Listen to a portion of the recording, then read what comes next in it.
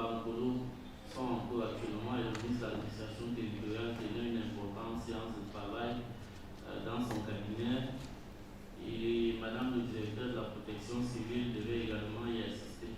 Raison pour laquelle nous commençons cette table ronde avec ce retard d'une heure. Cela étant dit, c'est pour moi un réel plaisir et un agréable devoir de vous souhaiter au nom du ministre de l'administration territoriale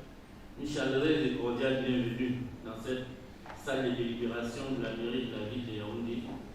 à l'occasion de la célébration de la journée internationale de la réduction des risques de catastrophes. Instituée en 1989 sous l'appellation Journée internationale de la prévention des risques de catastrophes, cette journée a pour objectif de promouvoir une culture mondiale de réduction des risques de catastrophes. C'est donc une journée de sensibilisation et de réflexion en vue de trouver des solutions pérennes pour la construction des communautés et des nations plus résilientes aux risques de catastrophes. Initialement célébrée au premier mercredi du mois d'octobre, l'Assemblée générale des Nations unies a décidé le 21 décembre 2009 de retenir le 13 octobre comme date de célébration de la Journée internationale de prévention des risques de catastrophes. Rebaptisée pour cette édition Journée internationale de la réduction des risques de catastrophes et placée sous le thème Lutter contre les inégalités pour un avenir résilient. Cette Journée internationale de prévention des risques de catastrophes se tient dans un contexte mondial fortement marqué par de multiples catastrophes et au Cameroun en particulier dans un contexte marqué par le tragique éboulement survenu le dimanche 8 octobre 2023 au quartier Bankolo, arrondissement de Yaoundé 2e, département du Moufoudi, qui a causé des pertes en vie humaine, des blessés et des dégâts matériels considérables. Je voudrais donc en cette circonstance inviter toute l'assistance ici présente à se lever pour garder une minute de silence en la mémoire des victimes de ce funeste événement.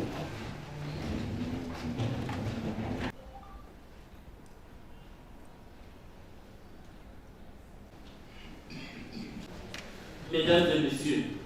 comme tous les autres pays, le Cameroun subit les effets pervers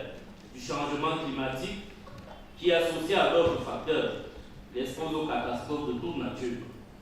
Un regard rétrospectif permet à cet effet d'avoir une cartographie de certaines catastrophes majeures que nous avons connues depuis quelques années au Cameroun. Le 29 octobre 2019, un glissement de terrain s'est produit en Ouaché, dans la région de l'Ouest, causant l'effondrement de 11 maisons d'habitation et le décès de 43 personnes. En 2022, dans la région de l'extrême nord, notamment dans les départements du Mayo-Danaï, Logo-de-Chari et Mayo-Chanaga, près de 40 000 personnes ont été frappées par les inondations consécutives aux précipitations abondantes, avec débordement des cours d'eau ayant entraîné la rupture des digues sur les fleuves Bénoué. Le dimanche 27 novembre 2022, au lieu dit rond-point d'Amas, arrondissement de Yaoundé 3, département du Moufoudi, un éboulement tragique de terrain a causé des pertes en vie humaine et des blessés.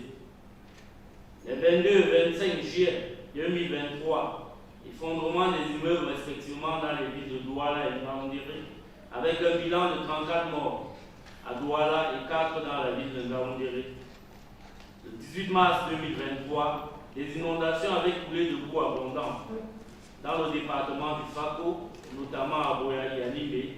avec 499 personnes sinistrées, dont 2 cas de décès, 4 blessés, des infrastructures et des maisons d'habitation détruites. Vendredi 8 septembre 2023, un violent incendie ravageait les locaux habitant la mairie de la commune d'arrondissement de Yaoundé 6e. Et plus récemment encore, dans la soirée du dimanche 8 octobre, à Yaoundé au quartier Bankolo, au lieu du Chefeline Koletam, suite aux fortes précipitations ayant occasionné la destruction de la digue de rétention des eaux d'un lac, un éboulement de terrain a causé la mort de 28 personnes et une trentaine de blessés, totalement emportés par la furie des eaux. Et une trentaine de maisons totalement emportées par la furie des eaux. Un sinistre de plus, un sinistre de trop, serait-on tenté de dire. Ce tableau sommaire permet ici d'entrevoir l'origine des diverses catastrophes qui peuvent être soit naturelles, soit du fait de l'homme ou d'autres causes. Il met également en relief les nombreuses problématiques auxquelles des solutions durables devraient être apportées. C'est dans cette veine que le ministre de l'Administration territoriale a orienté la réflexion de ce jour sur la problématique prégnante du respect des normes de construction et de la sécurité incendie dans les édifices publics. Il s'agit là d'une problématique qui s'oppose avec acuité et qui mérite indéniablement un temps d'arrêt pour en servir pour les contours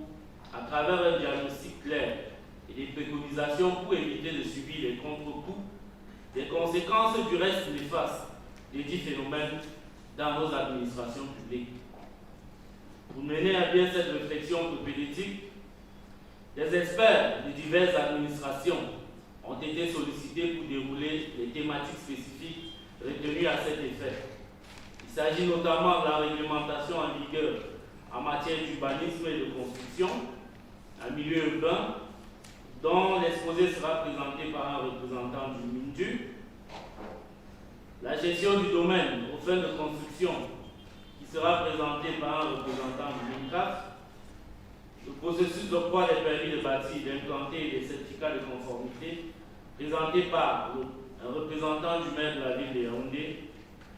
la problématique de la sécurité incendie dans les bâtiments publics, présenté par les sapeurs-pompiers, et un exposé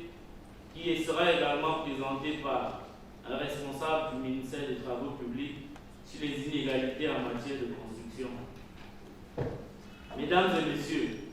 la gestion des risques de catastrophe est aujourd'hui inscrite au rang des priorités du gouvernement au point 401 de la stratégie nationale de développement SND 30.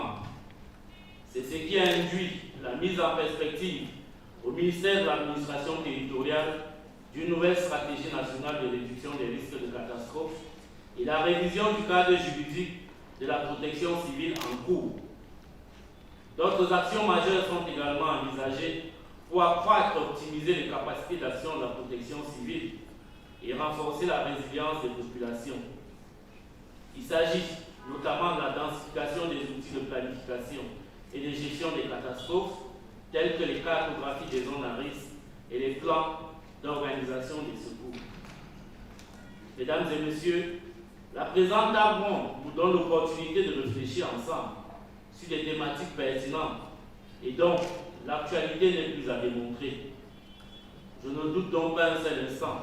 que les exposés et les échanges qui suivront nous permettront de formuler des recommandations appropriées pour la très haute gouverne des différentes hiérarchies respectives du gouvernement. Je vous remercie pour votre bien aimable attention